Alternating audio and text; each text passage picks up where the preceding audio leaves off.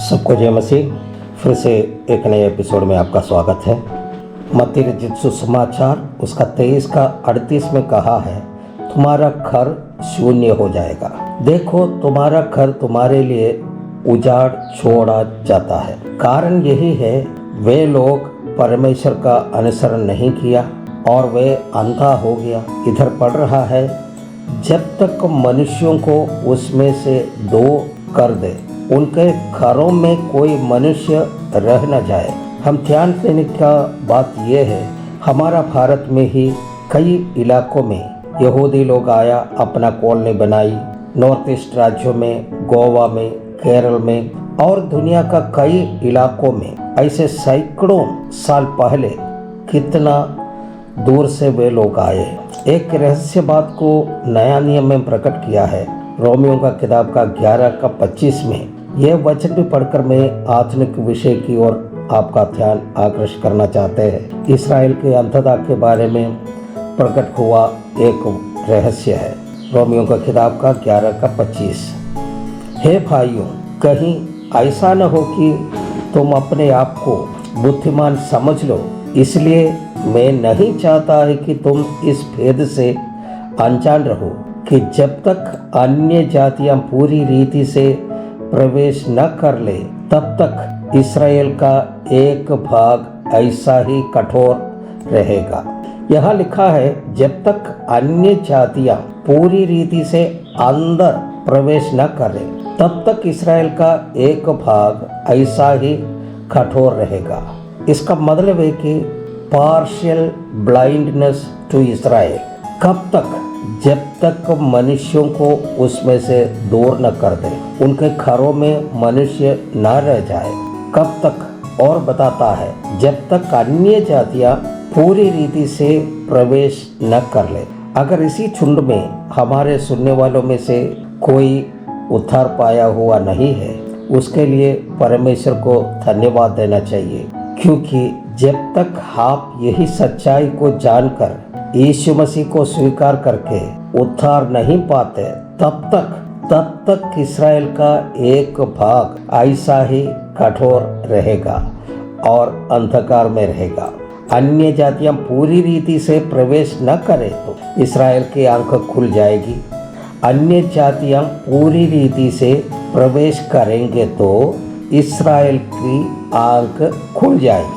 अभी हम आपको बताना चाहते हैं, अन्य जातियां पूरी रीति से प्रवेश करने जा रहे हैं। समय आ चुका है। कलीसिया का संख्या पूरा होने जा रहे हैं। जातियों का संख्या पूरा होने जा रहा है। ये कैसे हम जानेंगे? रोमियो का 11 का 26 में, और इसी रीति से सारा इस्राएल उद्धार पाएगा। जैसा लिखा है कि छुड़ाने वाला सियोन से आएगा और अभक्ति को याकूब से दूर करेगा, और उनके साथ मेरी यही वाचा होगी, जबकि मैं उनके पापों को दूर कर दूंगा। छुड़ाने वाला सियोन से आएगा और उनका अंधता को दूर करेगा, यानी अभक्ति को याकूब से दूर करेगा। याकूब का मतलब है कि इस्राएल। छुड़ाने का क्या मतलब है? एक विपत्ति से उनको छुड़ाना, एक अनर्थ कार्यों से उनको छुड़ाना। हजारों साल पहले भविष्यवक्ताओं ने लिखकर रख दिया था कि यीशु मसीह सियोन से आएगा इस्राएल को, यानी कि याकूब को छुड़ाने के लिए, उनकी अभक्ति को दूर करने के लिए, उनकी अंधता को दूर करने के लिए। ये ऐसा भी बोल सकता है, यीशु मसीह का दूसरा आगमन पर इस्राएल का अभक्ति दूर हो जाएगा, इस्राएल की अंधता दूर हो जाएगा, उनका आंख खुल जाएगा। यानी इस्राएल का मसीहा जब उनके बीच में आएगा तो इस्राएल का अभक्ति दूर हो जाएगा, इस्राएल की अंधता दूर हो जाएगा, उनका आंख खुल जाएगा। हम अभी आनेकालिक बातों पर आ जाते हैं। यह सब कब होगा, कैसे होगा? जकरिया का किताब में उसका 12वां आयत का 9 से लेकर के 14 तक वचन अगर हम पढ़ते हैं, वहाँ पर वैसे लिखा है, और उस समय मैं उन सब जातियों को नाश करने का यत्न करूंगा जो यरूशलेम पर चढ़ाई करेगी, और मैं दाऊद के घराने और यरूशलेम के निवासियों पर अपना अनुग्रह करने वाली और प्रार्थना सिखाने वाली आत्मा उंडेल दूंगा। तब वे मुझे ताकेंगे, अर्थात जिसे उन्होंने बेटा था, और उसके लिए ऐसे रोएंगे जैसे एकलौते पुत्र के लिए रोते पीटते हैं, और ऐसा भारी शोक करेंगे जैसा पहलौठे के लिए करते हैं। उस समय यरूशलेम में इतना रोना पीटना होगा जैसे मगिदोन की तराई में हदद्रिमोन में हुआ था। सारे देश में विलाप होगा, हर एक परिवार में अलग अलग, अर्थात दाऊद के घराने का परिवार अलग और उनकी स्त्रियां अलग, नातान के घराने का परिवार अलग और उनकी स्त्रियां अलग, लेवी के घराने का परिवार अलग और उनकी स्त्रियां अलग, शिमियों का परिवार अलग और उनकी स्त्रियां अलग, और जितने परिवार रह गए हैं हर एक परिवार अलग अलग, उनकी स्त्रियां भी अलग अलग। जकरिया का 13 का पहला वचन में ऐसे लिखा है, उसी समय दाऊद के घराने और यरूशलेम के निवासियों के लिए पाप और मलिनता धोने की निमित्त एक बहता हुआ सोता होगा। छुड़ाने वाला सियोन से आएगा और उनका अंततः दूर करेगा, यानी अभक्ति को याकूब से दूर करेगा। अभक्ति दूर करेगा तो वह आएगा। इधर एक सच्चाई जकरिया बताते हैं, यहूदियों को विरोध में, यरूशलेम के विरोध में दुनिया का कई देश मिलकर युद्ध के लिए आएगा, तो उस समय को परमेश्वर ने बताया है, उनकी आंखें खुल जाएगी। मैं दाऊद के घराने और यरूशलेम के निवासियों पर अपना अनुग्रह करने वाली और प्रार्थना सिखाने वाली आत्मा को उंडेलूंगा। तब वे मुझे ताकेंगे, अर्थात जिसे उन्होंने बेधा था, जिसको उन्होंने क्रूस पर चढ़ाया था, उन पर दृष्टि करके वो रोना पीटना शुरू करेंगे। मेरे प्रियो, उनकी आंखों खुल जाएगी और तब वे यीशु मसीह को ताकेंगे, अर्थात जिसे उन्हें बेधा था, यानी कि जिन्हें उन्हें क्रूस पर चढ़ाया था। वो कब होगा? यरूशलेम के विरोध में दुनिया का कई देश मिल करके युद्ध के लिए आएगा, तब उनका अभक्ति दूर होगा। दूसरा शब्द में इसे कर सकते हैं, यीशु मसीह धरती पर राजा बनकर, छुड़ाने वाला बनकर, उद्धारक बनकर इसलिए आएगा कि इस्राएल की अभक्ति को दूर करे, इस्राएल के अंधता को दूर करे, उनका आंखें खुल जाए। इसी के लिए वो दोबारा आएगा। अभी मत्ती रचित सुसमाचार का 23 अध्याय का 37 से लेकर के 29 तक अगर पढ़ते हैं तो वहाँ पर लिखा है, हे यरूशलेम, तू जो भविष्यवक्ताओं को मार डालता है और जो तेरे पास भेजे गए उन्हें पत्थरवाह करता है, कितनी ही बार मैंने चाहा कि जैसे मुर्गी अपने बच्चों को अपने पंखों के नीचे इकट्ठे करती है, वैसे ही मैं भी तेरे बालकों को इकट्ठा कर लूं, परंतु तुमने न चाहा।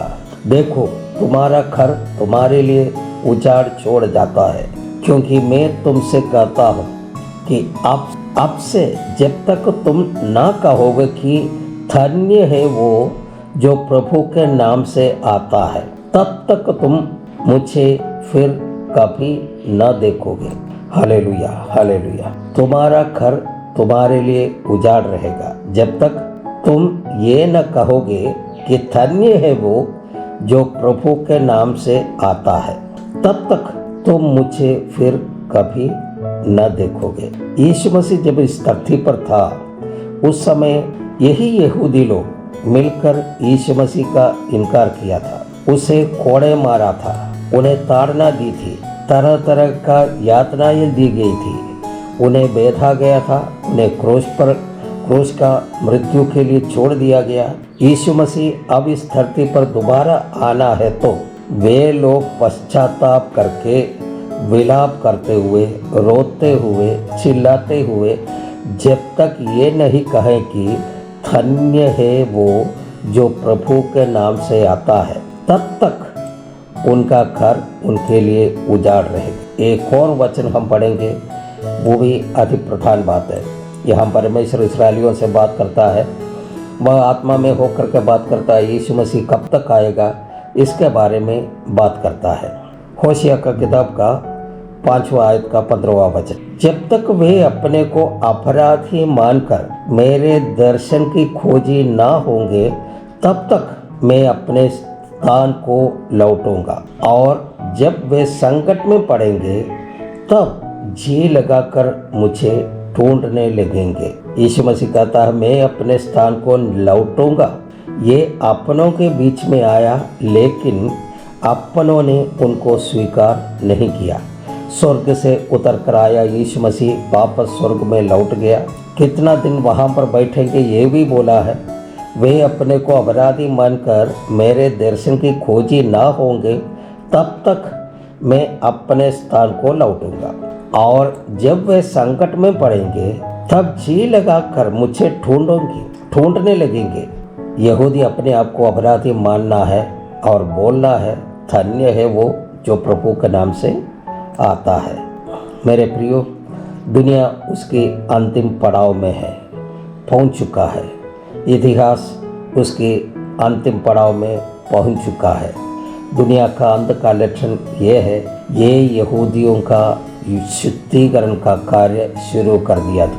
वो यीशु मसीह को पहचानने लगे हैं कि यीशु मसीह ही उनका मसीहा है। तब वह सच राजा बनकर वापस आएगा। वे संकट में पड़ेंगे, तब जी लगाकर मुझे ढूंढने लगेंगे।